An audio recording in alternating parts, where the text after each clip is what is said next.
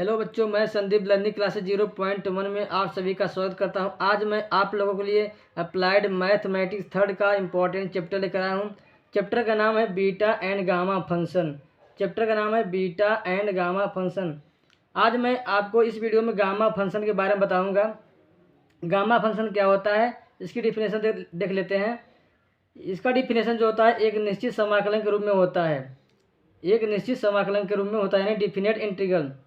अगर gamma function का आपके पेपर में क्वेश्चन आ जाए, आप समझ लीजिए कि उसकी जो लिमिट होती है 0 से इनफाइनाइट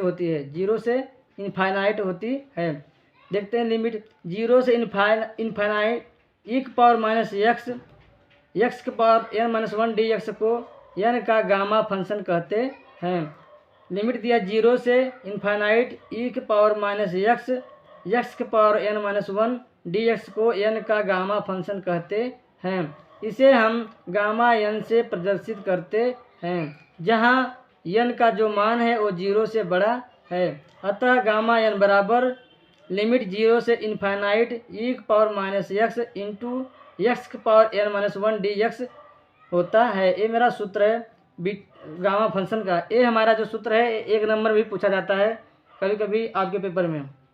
गामा फलन को आयलर का द्वितीय समाकलन भी कहा जाता है। आइए देखते हैं यहाँ पर हमारा कुछ गामा फंक्शन का मान दिया है निकालने के लिए। इवैल्यूएशन ऑफ गामा एन, यानी कि गामा एन का मान ज्ञात करना।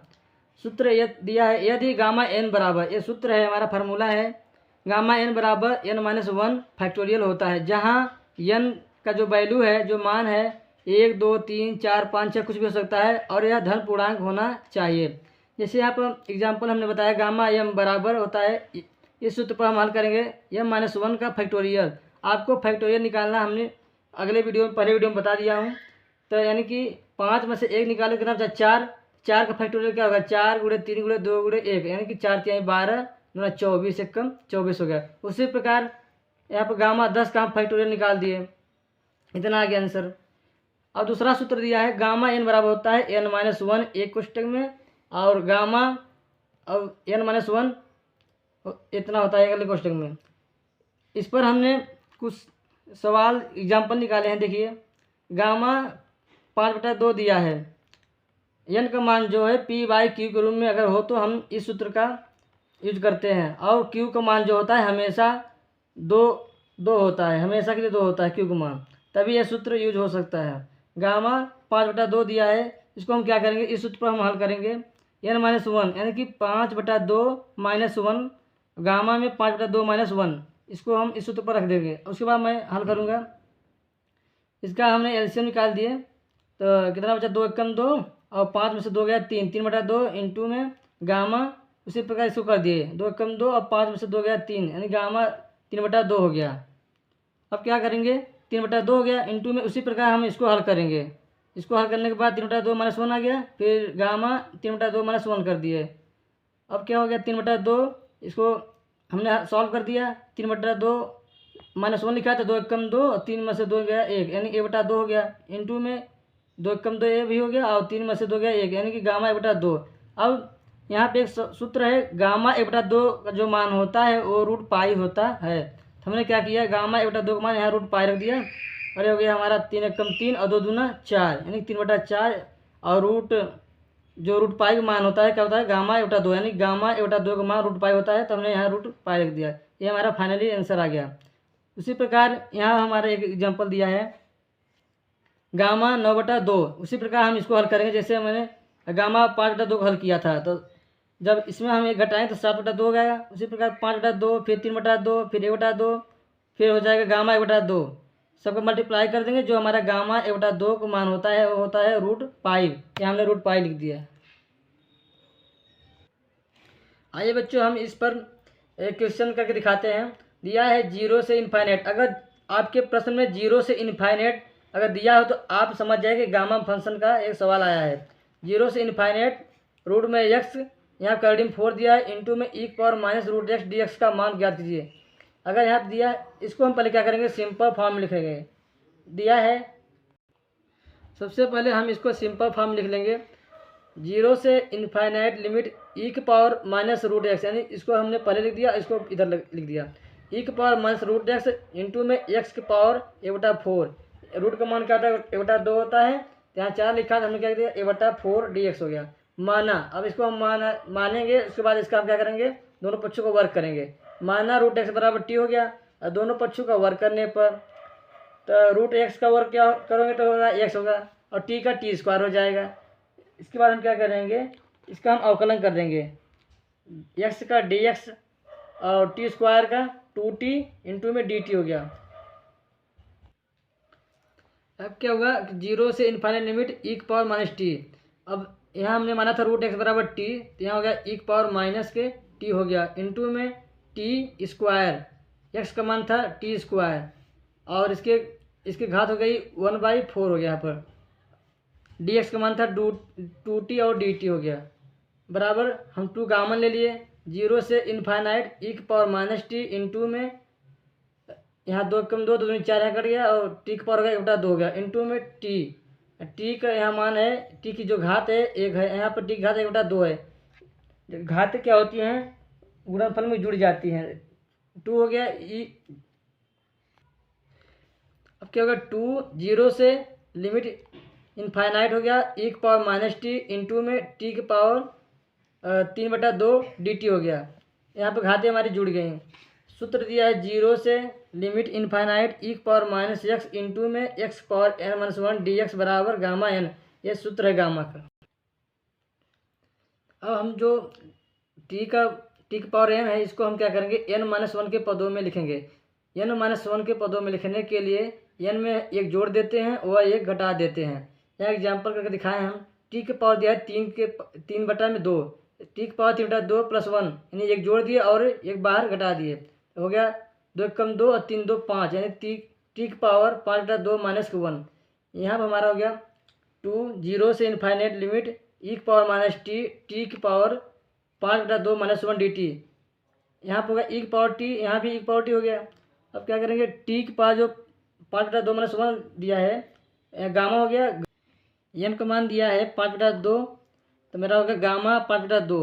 इसको हम क्या करेंगे, हमने अभी सूत्र में बताया था n बराबर होता है गामा n बराबर होता है n-1 और गामा n-1 होता है। क्या करें 2 हो गया गामा 5/2 लिखा है, तो इसमें से क्या होगा एक घट जाएगा 5/2 और इंटू में होता है गामा n-1, तो हो गया हमारा 1/2 इंटू में गामा 1/2, 2 से 2 कट गया 3/2, गामा 1/2 का मान होता है √पाई, यहाँ हो गया √पाई। फाइनली आंसर आ गया 3/2 √पाई, ये मेरा आंसर हो गया। तो बच्चों यहाँ पर क्वेश्चन 3 है, सो दैट हमें इसको प्रूव करना है 0 से लिमिट π/2 dx बटा में रूट साइन एक्स इंटू में 0 से π/2 रूट साइन एक्स dx बराबर पाई, ये हमें प्रूव करना है। हमें प्रूव कर पाई लाना है। इसको पहले हम क्या करेंगे, 0 से π/2 रूट साइन एक्स है, इसको हम ऊपर ले जाएंगे, साइन एक्स जो रूट का मान होता है 1/2 होता है, जब ऊपर ले जाएंगे तो माइनस 1/2 हो जाएगा इंटू में काश एक्स के पावर 0, यानी कि अगर किसी के पावर 0 होता है इसका वैल्यू होता है 1 होता है, क्योंकि काश एक्स पर 0 है तो इसका वैल्यू कितना 1 हो गया, तो 1 में जब इसका मल्टीप्लाई करेंगे तो यही पूरा आ जाएगा। जी सर इंटू में 0 से π/2 साइन एक्स रूट का मान क्या होता है 1/2, तो 1/2 हो गया घात में इसकी, इंटू में cos x पावर 0 dx। जी सर। अब ये फार्मूला दिया है, इस फार्मूले पर हम इसको सॉल्व करेंगे। देखा 0 से π/2 साइन की पावर p थीटा इंटू में cos की power q theta d theta, ये हमारा फार्मूला है, दिया है बराबर रूट में गामा है, गामा p + 1/2 इंटू में गामा q + 1/2 पूरे बटा में 2 गामा p + q + 2/2। आइए देखते हैं, अब हम इस सूत्र पर क्वेश्चन को सॉल्व करते हैं। Yes sir. p का मान दिया है -1/2 और q का मान दिया है 0, जो घातांक है इसका, p का घातांक यहाँ पर -1/2 हो गया और q का 0 हो गया, यानी cos का 0 हो गया। जी सर। दिया है गामा -1/2, यानी p का मान -1/2 हो गया, प्लस में 1 दिया है 1 लिख दिए, पूरे बटा में 2 है 2 लिख दिए। उसके बाद क्या करेंगे, q का मान रखेंगे, q का मान क्या है 0 + 1 और बटा में 2 है 2 लिख दिए। फिर यहाँ पे देख लें, अब इसका इस पर रखें, इंटू में p का मान दिया है 1 बटा में 2 प्लस 1 दिया बटा में 2 इंटू में अरे सर चलो। तो यहाँ दिया है पी का मान -2, क्यू का मान 0, यानी कि जो इधर दिया है हमारा साइन की पावर -2 इधर के लिए हो गया, और जो यहाँ दिया है प्लस में 1/2 मान, ये हमारा जो 0 से π/2 है साइन के x पावर 1/2 इधर के लिए मान दिया है। तो यहाँ पर हो गया मेरा गामा 1/2 + 1/2 इंटू में क्यू का मान 0 + 1/2 पूरे का बटा में हो गया 2 गामा में 1/2 + 0 + 2/2। उसी प्रकार यहाँ पर हो गया, यहाँ पर जो क्यू पी का मान दिया है वो -1/2 दिया है, प्लस क्यू का मान दिया 0 + 2/2। अब क्या करेंगे इसको हम सॉल्व करेंगे। तो 2 × 2 और 2 में से 1 निकालोगे तो बचेगा 1/2 और 2 दूना 4 हो गया, यानी कि यहाँ हो गया गामा 1/4 इंटू में यहाँ पर हो गया हमारा गामा में 1/2 पूरे बटा में हो गया 2, यहाँ मेरा हो गया यहाँ हो गया 2। इसको हम सॉल्व करेंगे, हो गया 2 दूना 4, 4 में से 1 निकालोगे तो 3, यानी कि गामा में 3/में और ये 2 दूना 4 हो गया, 3 गामा में 3/4 हो गया इंटू में ये 2 × 2 और 2 × 1 3, 3/में और ये 2 दूना 4 नीचे हो गया, यानी गामा में 3/4 हो गया इंटू में गामा 1/2 हो गया पूरे बटा में 2, ये 2 दूना 4 हो गया और 4 × 1 5, यानी 5/2 और नीचे हर है यहाँ एक गुणा हो जाएगा 5/4 हो गया गामा में 5/4।